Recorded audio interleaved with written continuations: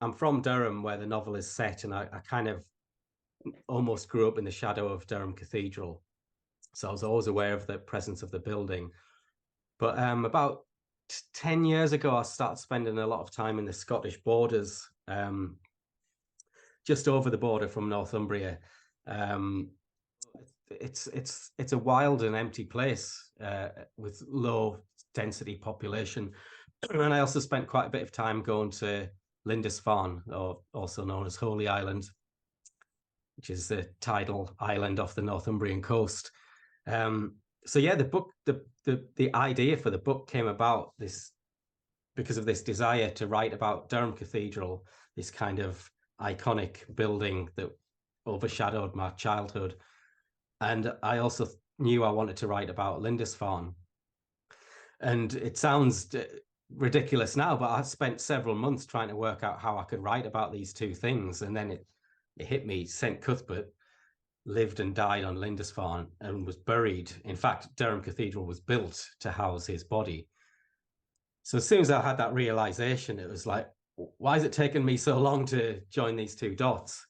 And once I made that connection, I thought, okay, I'm going to write about the borders, and I'm going to write about Northumberland, and I'm going to write about the journey down to Durham, which is probably only about, I don't know, 80, 90 miles or something, 100 miles. But that was the genesis of Cuddy, really. The landscape, the whole idea sprung from many hours, days, weeks, months, wandering about, just looking, seeing, touching, smelling everything.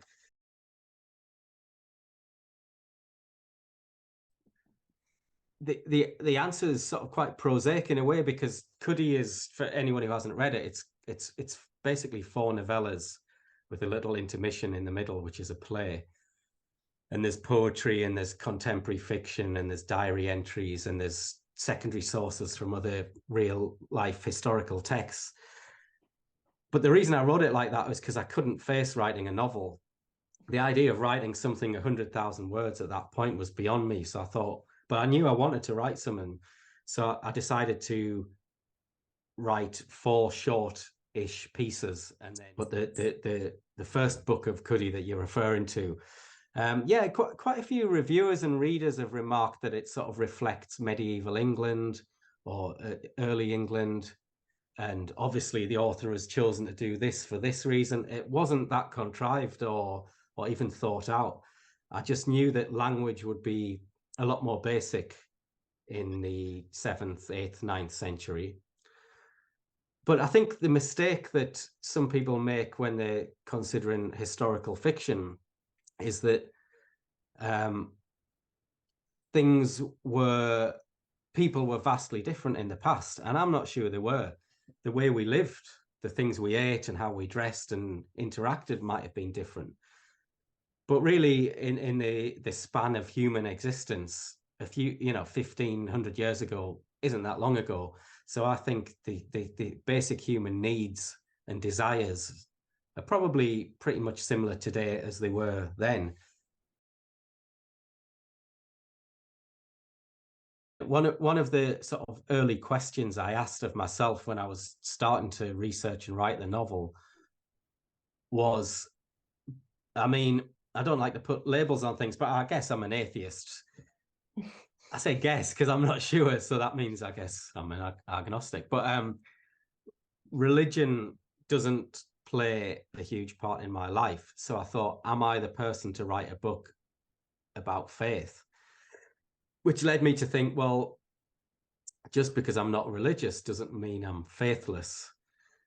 Mm-hmm. And in fact, just because religion in, say, modern Britain doesn't have quite the stronghold, or modern Christianity doesn't have the stronghold that it once had, doesn't mean that we're a nation of people without faith. I think we all want to believe in things beyond the rational.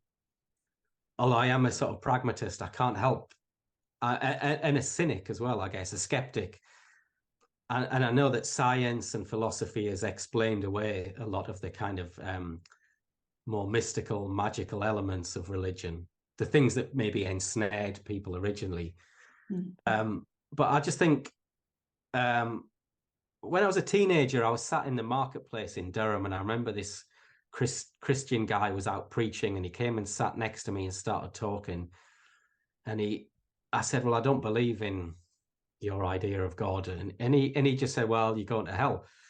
You've got no faith. You're going to, and he was like a youngish, hip Christian with dreadlocks. And yeah, well, you're going to hell.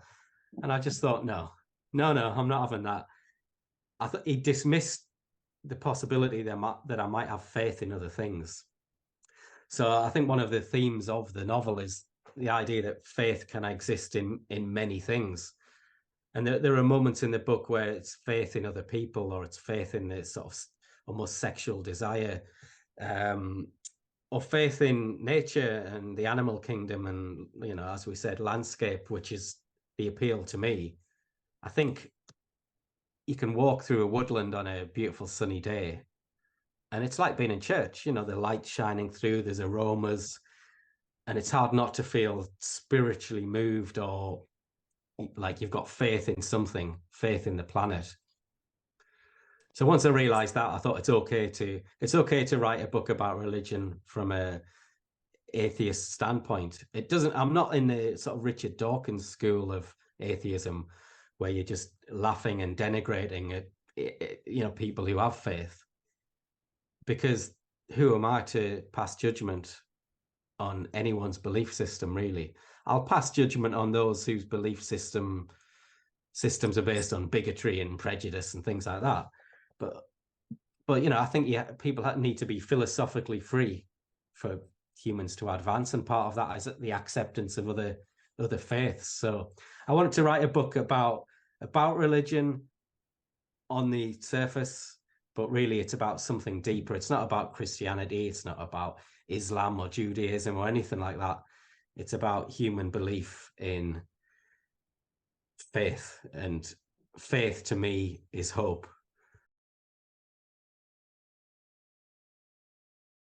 Despite everything I just said, there were moments while writing it where I did think this is not going to, because I didn't have a publishing deal in place.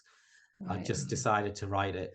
So talking to people who've read it is very fulfilling. Seeing it on a prize shortlist such as this, amongst such other great books as well, and writers who I've previously read and admired, it's just a huge honor, really. If you get on a shortlist, you're like, okay, I'm validated, because we're all insecure and needy. So thank you.